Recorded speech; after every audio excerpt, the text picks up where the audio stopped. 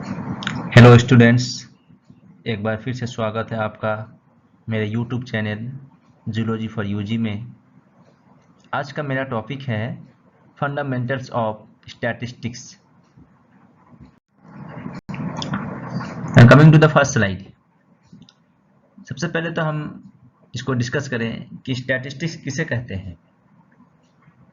ये एक collection of tools है और टेक्निक्स है जिसको यूज किया जाता है आंकड़ों को, जिसको बोलते हैं डाटा को, उनको एक मीनिंगफुल इंफॉर्मेशन के रूप में कन्वर्ट करने के लिए।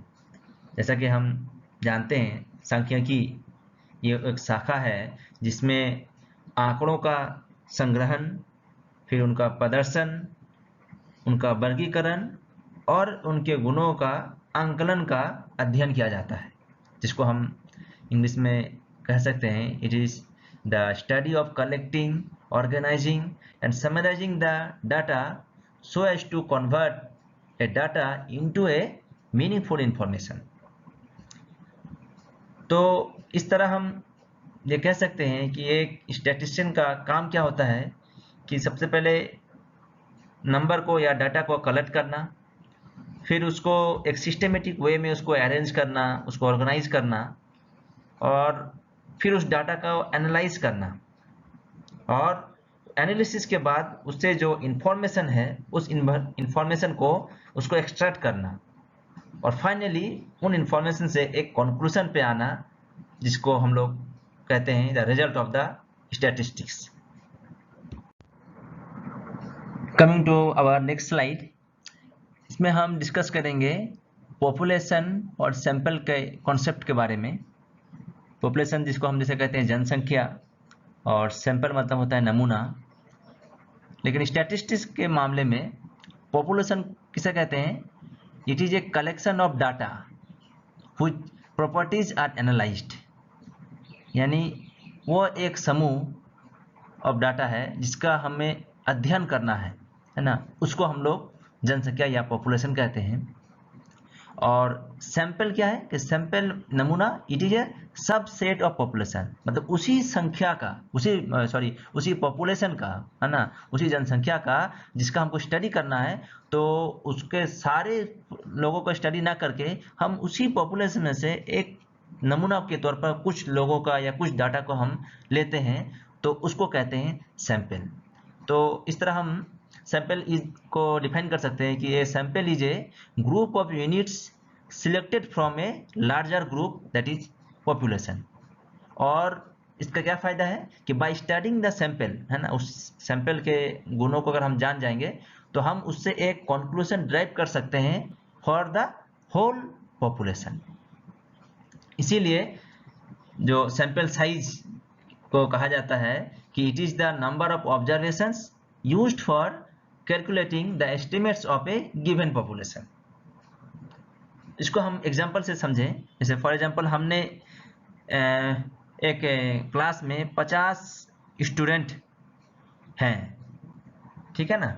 इफ यू इंटरव्यूड, है ना, 50 रैंडम स्टूडेंट को हमने लिया, है ना, और उनसे हमने पूछा है कि आपको एक फला ड्रामा के बारे में आपकी क्या राय है ना। तो उन्होंने हमको एक डाटा दिया कि हाँ ये सही है या गलत है ना। तो उससे हम क्या करेंगे कि हम ये जान सकते हैं कि एक वो जो 50 स्टूडेंट हम जिस कॉलेज से लिए हैं, तो उस कॉलेज का वो क्या हो गया, कॉलेज में जितने भी बच्चे हैं, चाहे वो 2000 हो, 3000 हो, जितने भी हों, उस कॉलेज के जो सारे बच्चे हैं वो पॉपुलेशन कहलाए। और उसमें से हमने जो 50 स्टूडेंट का हमने इंटरव्यू लिया फॉर ए वन ड्रामा के लिए कि उसके बारे में आप अपनी राय दीजिए, तो ये 50 स्टूडेंट जो हो गए ये एक सैंपल हो गया, किसमें से? उस पूरे कॉलेज के स्टूडेंट के पॉपुलेशन में से। नाउ अब हम डिस्कस करते हैं कि डाटा किसे कहते हैं। आंकड़े, डाटा क्या है? ये it is A set of values जिसको रिकॉर्ड किया जाता है फॉर ए पर्टिकुलर इवेंट के लिए, है ना। और इसी जब वैल्यूज को जब हम एक ऑर्गेनाइज्ड फॉर्म में इनको अरेंज करेंगे तो ये एक इंफॉर्मेशन बन जाता है। जैसे एग्जांपल के तौर पे हमने एक क्लास में स्टूडेंट्स के हाइट्स को हमने डिटरमाइन किया, तो किसी के हाइट 5 फुट, किसी के 5 फुट 2 इंच, किसी के 5 फुट 7 इंच, किसी का 8 इंच, है ना। तो इस तरह के अलग अलग हमको क्या मिले, हाइट्स मिले स्टूडेंट्स के। तो ये सारी जो वैल्यूज हमको मिले, ये सारे क्या हो गए, इनको डाटा कहेंगे।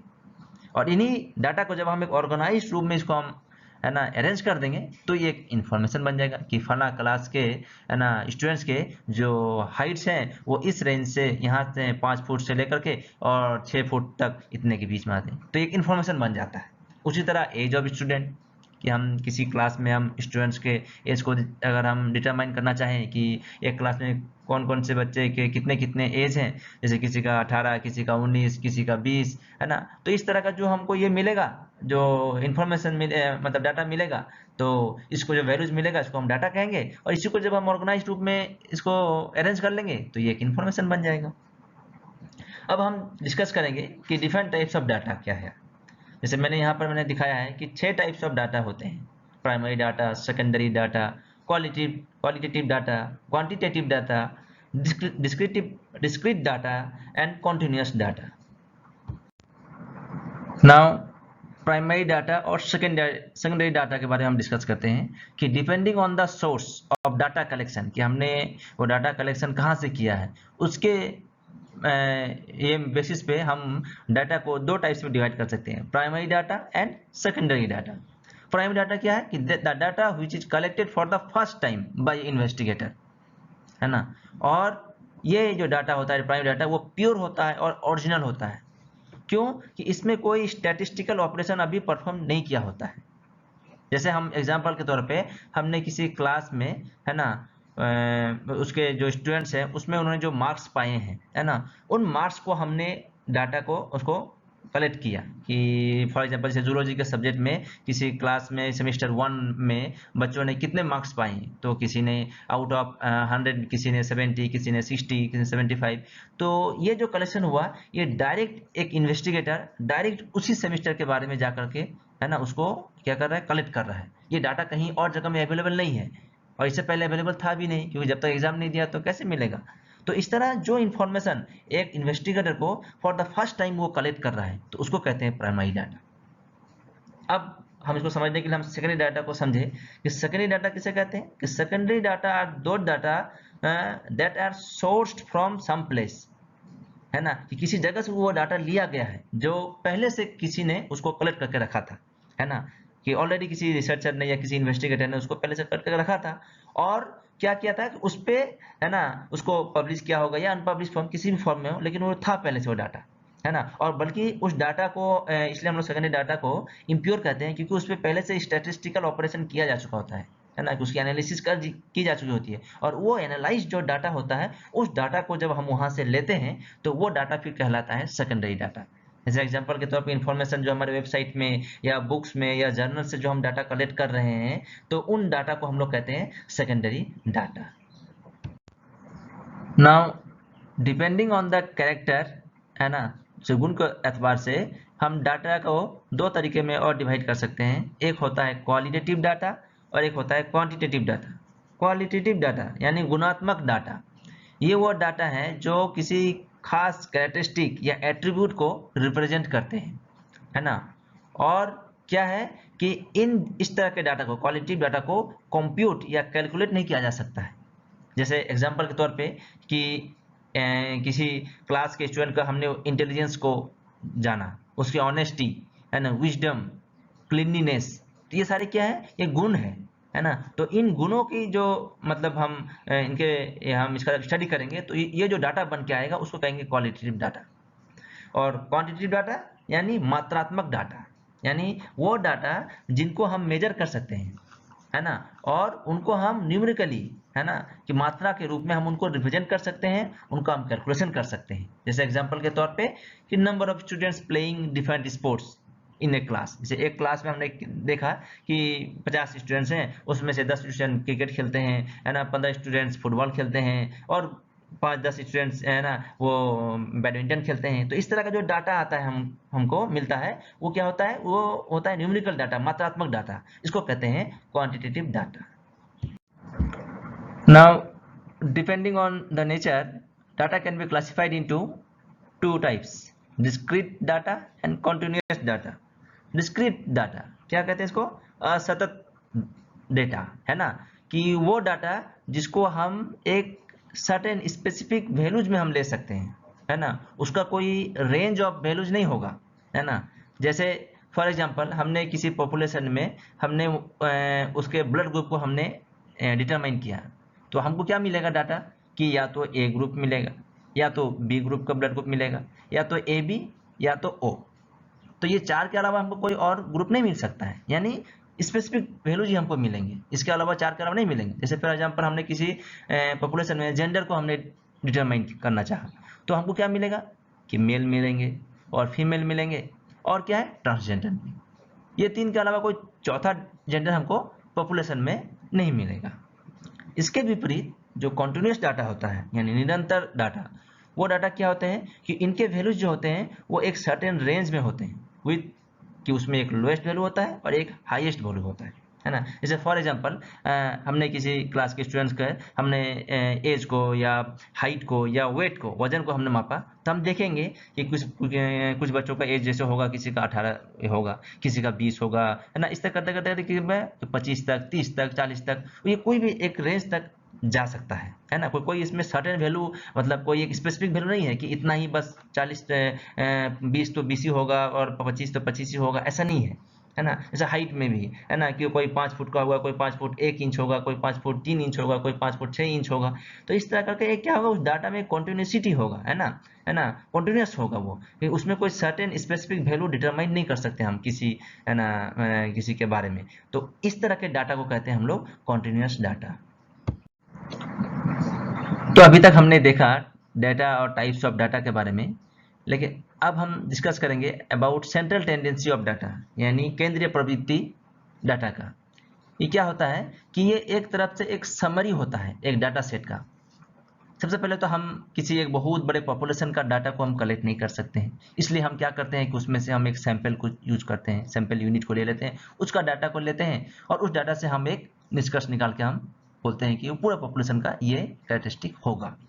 उसी तरह हमने जब जो सैंपल का डाटा लिया है, अगर हम उसको एक नज़र में एक सिंगल वैल्यू के जरिए से अगर हम जानना चाहें कि इसका क्या समरी हो सकता है, तो उसको कहते हैं central tendency of that data. यानी कि इस सेंट्रल टेंडेंसी ऑफ डाटा के जरिए से हमको, है ना, क्या है, individual data of the full data set का हमको इन्फॉर्मेशन नहीं मिलता है, लेकिन हमको क्या है, एक summary of the data set मिल जाता है। तो इसलिए हम इसको इस तरह डिफाइन कर सकते हैं कि the central tendency is stated as the statistical measure that represents the single value of the entire distribution or entire data set। क्या होता है इसका use? It provides an accurate description of the entire data in the distribution. अब central tendency के जो measures है ना, जो पैरामीटर्स जो हम लोग यूज करते हैं, वो तीन इंपॉर्टेंट पैरामीटर्स हैं। वो क्या क्या है? एक को कहते हैं मीन यानी मध्य, दूसरा है मीडियन यानी माध्यिका, और तीसरा क्या है? मोड यानी बहुलक। Now coming to the first measure of central tendency, जो कहते हैं मीन यानी मध्य, ये क्या होता है? It represents the average value of the data set, यानी औसत आंकड़ा बताता है हमें डाटा सेट का। और इसको कैसे कैलकुलेट करते हैं? It is calculated as the sum of all the values in the data set divided by the number of values. जैसे हमने हम यहाँ देख सकते हैं कि जितने भी हमारे डाटा सेट में डाटा वैल्यूज हैं, उन सबको हमने ऐड किया और जितना नंबर ऑफ वैल्यूज था उसको हमने n, मान लीजिए वो n हो, तो उससे हमने n से डिवाइड कर दिया। तो इस तरह हम बोल सकते हैं कि mean x bar equal to summation of x by n, where क्या है? The number summation x is the sum of all the numbers from 1 to n and n equal to number of items. इसको हम example से समझें। जैसे हमारे पास एक data set है 2 5 9 3 5 4 7 13, तो हमको इसको अगर इसका मीन निकालना है तो हम क्या करेंगे? सबसे पहले हम डिटरमाइन करेंगे कि इसमें जो नंबर ऑफ एलिमेंट्स या टर्म्स जितने हैं वो कितना है। हम देखेंगे कि इसमें 8 है। अब हम इसका मीन इक्वल टू समेशन इन सारे जो नंबर्स है 2 5 9 3 5 4 7 13 को हमने ऐड करेंगे और उसको हम डिवाइड करेंगे 8 से। तो जो वैल्यू मिलेगा, जैसे हमको यहाँ पे मिल रहा है 6, तो ये 6 क्या हो गया? ये इस डेटा सेट का मीन हो गया। now coming to the second measure, median यानी माध्यिका। मीडियन क्या है? It is the middle value of the data set in which the data set is arranged in the ascending order. यानी ये जो मीडियन जो वैल्यू होता है, ये क्या होता है, किसी भी डाटा सेट का माध्यिका होता है। हाँ, और ये डिपेंड करता है the number of elements in the data set, है ना, कि उस डाटा सेट में जो नंबर ऑफ टर्म्स हैं या एलिमेंट्स हैं या आइटम्स बोले, जो भी बोले, वो क्या है, ऑड है कि इवन है ना। और इसमें एक विशेषता यह है कि जब हम किसी भी डाटा सेट का मीडियन को कैलकुलेट करते हैं, तो सबसे पहले हमें क्या करना पड़ता है, उस डाटा सेट को हमको अरेंज करना पड़ता है from the smallest to the largest, है ना। ये अच्छा है, ऐसे हम इसको डिसेंडिंग ऑर्डर में भी कर सकते हैं कि हम बड़े से छोटा कर सकते हैं, लेकिन फॉर सिंपलिसिटी के लिए हम क्या करते हैं कि असेंडिंग ऑर्डर में उसको हम अरेंज करते हैं डाटा सेट को पहले हम। अब उसके बाद फिर क्या होता है कि अगर हमारा data set odd number of values है उसमें, है ना, तो उसका मीडियन क्या होगा, वो मीडियन होगा n+1/2 वाला टर्म। जैसे हम इसको एग्जांपल से समझे, जैसे मेरे पास एक डेटा सेट है 2593543, यानी इसमें 7 टर्म्स हैं। तो सबसे पहले हम इसको रीअरेंज करते हैं। तो हम देखिए, हम इसको स्मॉलेस्ट से लार्जेस्ट से हमने अरेंज कर दिया है। ये अरेंज हो गया मेरा 2 3 4 5 5 7 9, ये अरेंज हो गया।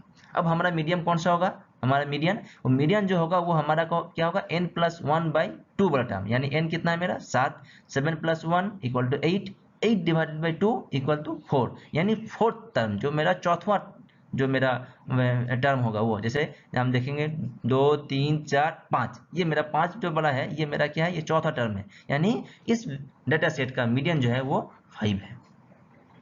अब अगर ये डेटा सेट में इवन नंबर ऑफ वैल्यूज हो तो फिर कैसे निकलेगा, तब मीडियन होगा, median equal to the average of the middle two values, यानी n/2 वाला टर्म और n+1/2 वाला टर्म, है ना। अब इसको हम समझे, जैसे जैसे हमारे पास एक डेटा सेट है 2593554, इसमें 6 टर्म्स हैं जो कि इवन है ना। अब हम इसको पहले क्या करना है, हमको रीअरेंज करना है फ्रॉम स्मॉलेस्ट टू लार्जेस्ट। तो 2 3 4 5 5 9, ये मेरा हो गया। अब हमको क्या करना है, इसका मीडियन निकालना है। तो मीडियन निकालने के लिए हमको सबसे पहले डिटरमाइन करना पड़ेगा कि इसका मेरा n/2 टर्म कौन है। n/2 मतलब 6/2, यानी 6/2 = 3, यानी थर्ड टर्म। तो थर्ड टर्म कौन सा हो गया, 2 3 4, फोर्थ वाला टर्म हो गया, मतलब फोर्थ टर्म, 4 नंबर, है ना। और उसके बाद जो n+1/2 टर्म कौन सा हो जाएगा मेरा ना, उसके बाद वाला टर्म, है ना, वो क्या हो जाएगा, यानी जो यहाँ पर है मेरा 5। तो ये 5 हो गया। तो यहाँ 4 + 5, इन दोनों को हम ऐड करेंगे, इसका एवरेज लेना है हमको, डिवाइड बाई 2 करेंगे तो 4.5 आ जाएगा। तो ये 4.5 मेरा क्या हो गया, ये मेरा इस डेटा सेट का जो कि इवन नंबर ऑफ वैल्यूज है, इसका मेरा मीडियन हो गया। Now coming to the last measure of central tendency, यानी मोड, इसको कहते हैं बहुलक। Mode is defined as the particular value which appears again and again for a maximum number of times in a data set। यानी किसी data set में मेरा वो वैल्यू जो मैक्सिमम नंबर ऑफ टाइम्स, ज़्यादातर जो आ रहा है ना, उसको मोड कहते हैं। इसलिए ये मोड रिप्रेजेंट्स करता है the frequently occurring value in A data set. और ये जो मोड का वैल्यू जो है वो मल्टीपल, मतलब कोई डाटा सेट मल्टीपल मोड्स का भी हो सकता है, यानी किसी डाटा सेट में एक से ज़्यादा वैल्यूज जो है वो बार बार रिपीट कर रहे हैं, है ना, तो उसको मल्टीपल मोड कहते हैं। या हम ऐसा कह सकते हैं कि किसी डाटा सेट में कोई मोड ही नहीं है, यानी उसमें कोई भी वैल्यू रिपीट नहीं हो रहा है, तो उसमें कोई मोड नहीं होगा। इसको हम कुछ जो हमारे एग्जांपल्स हैं, इस एग्जांपल से हम समझ सकते हैं। जैसे मेरा एक पहला डाटा सेट है, उसमें है क्या है 2593547। इसमें हम देख सकते हैं कि सब डाटा जो है, जो वैल्यूज है, सब क्या है, सिंगल ही है, सिर्फ 5 को छोड़कर। 5 क्या है, वो 2 बार है, यानी ये सबसे ज़्यादा बार है, रिपीटेड है, तो इसलिए ये मोड हो जाएगा 5 हो जाएगा। अब हम जो मेरा नेक्स्ट डाटा सेट है उसमें हम देखिए, आप देखिए कि उसमें 2 है, 5 है, 2 है, 3 है, 5 है, 4 है, 7 है। इसमें भी क्या है, सब डाटा सेट एक एक करके हैं, लेकिन 2 जो है वो 2 बार है और 5 भी क्या है, वो 2 बार है। तो इसका मतलब क्या है कि इस डाटा सेट का 2 मोड है, एक 2 हो गया और एक 5 हो गया। जो मेरा तीसरा जो एग्जांपल है डाटा सेट का, उसमें हम आप देखिए कि 2 है, 5 है, 9 3 1 4 7। इसमें कोई भी वैल्यू जो है वो रिपीटेड नहीं है, सब सिंगल टाइम है। इसलिए हम क्या बोल सकते हैं इसको, कि इसको हम बोल सकते हैं कि इसमें कोई भी मोड है ही नहीं, है ना, कि इसमें कोई मोड नहीं है। तो इसलिए हम बोल सकते हैं कि किसी डाटा सेट में जो value maximum number of times में रिपीटेड है, वो उस डाटा सेट का मोड बन जाता है। तो ये था बेसिक्स ऑफ स्टैटिस्टिक्स। होप आपको समझ में आया होगा। For upcoming videos, please subscribe to my channel and share my videos. Thank you.